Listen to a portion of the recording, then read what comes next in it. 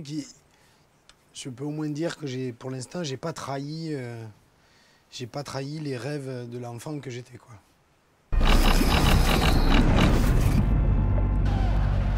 Des fois, je me demande même si la photographie, c'est l'obsession d'un beau travail photographique, c'est pas ça mon moteur principal, même pour monter une expédition scientifique, même pour monter un projet de documentaire, de film documentaire.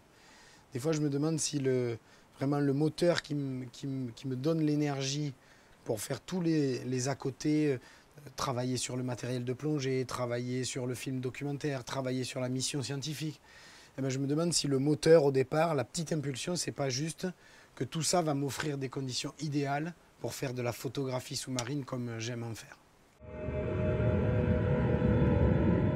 Ouais, mon premier appareil photo, je m'en souviens très bien.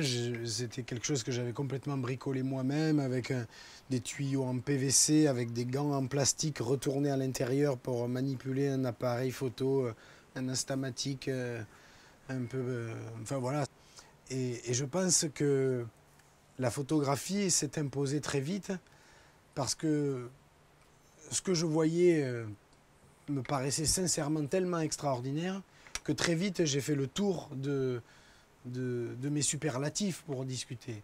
Et je voyais bien, chaque fois que j'avais la chance d'observer quelque chose d'un peu nouveau, je voyais le scepticisme monter de plus en plus sur le visage de mes parents, de mon frère, de mes proches. Et jusqu'au moment où je me suis dit, mais non, il faut que je prouve ce que je dis. Il faut que je leur montre ce que je leur raconte.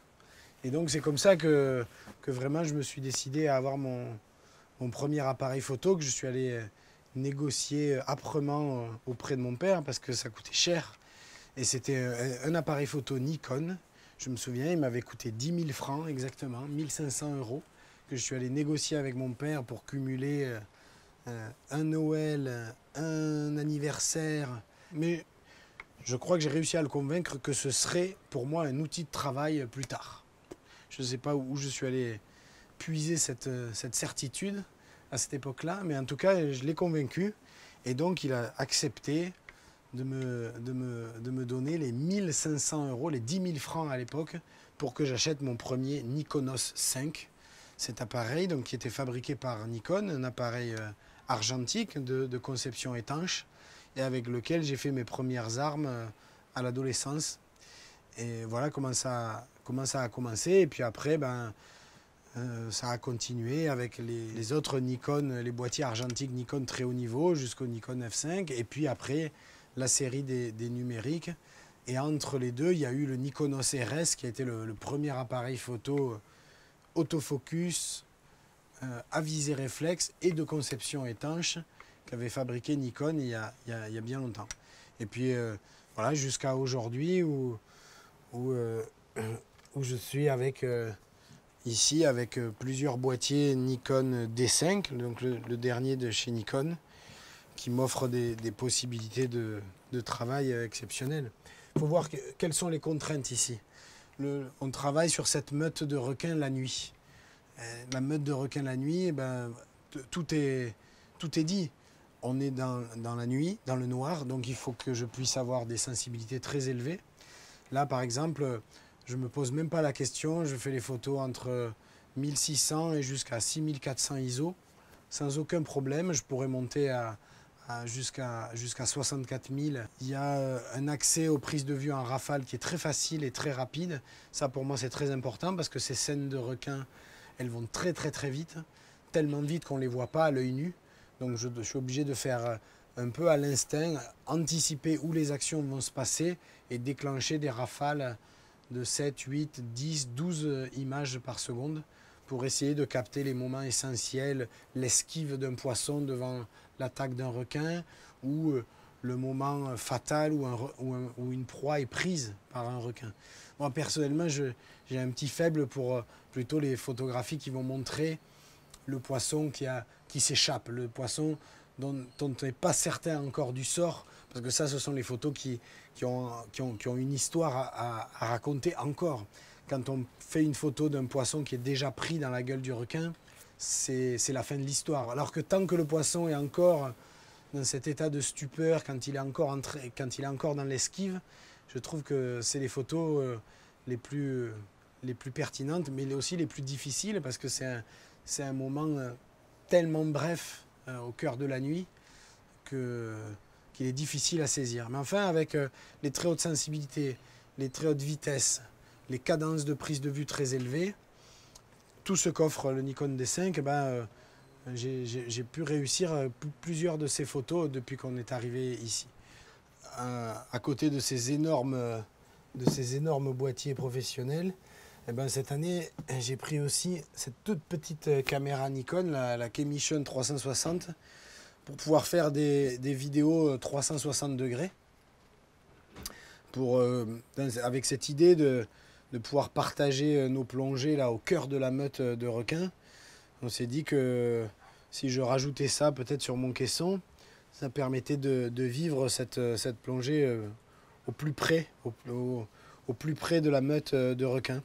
Alors c'est une petite caméra 360, très facile à utiliser. Forcément, elle est toute simple et elle est déjà étanche de conception.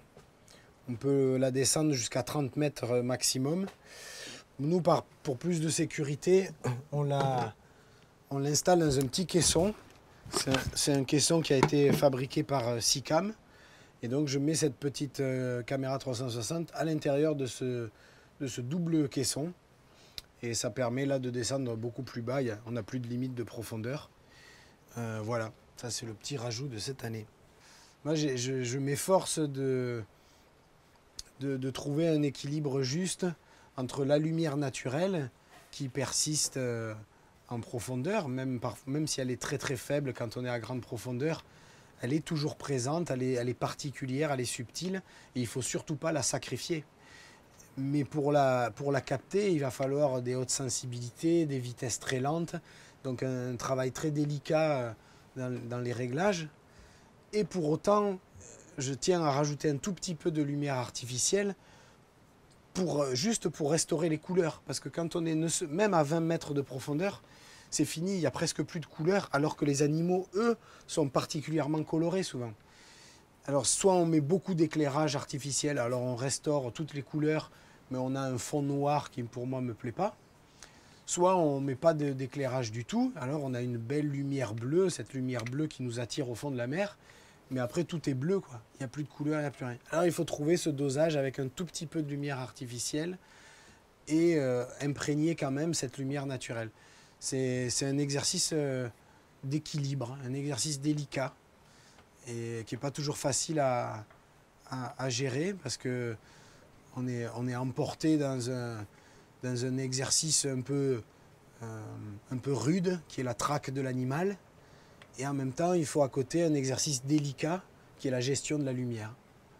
Et tout mon effort, c'est de gérer cette contradiction entre cette traque coûte que coûte de l'animal et cette gestion délicate de l'ambiance sous-marine. Le secret de ces photos sous-marines ici, c'est cette rampe de flash qui me permet d'avoir une lumière homogène sur toute ma scène. Et c'est pas rien de dire que le secret est là.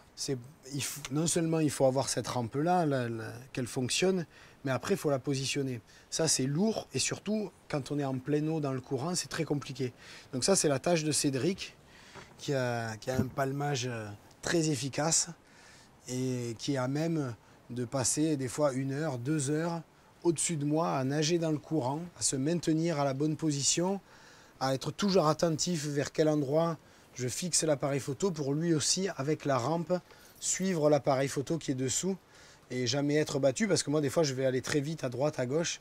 Il faut que lui aussi arrive à suivre tout en palmant dans le courant. Donc ça c'est la tâche de Cédric. C'est pas une mince affaire et il fait ça toutes les nuits.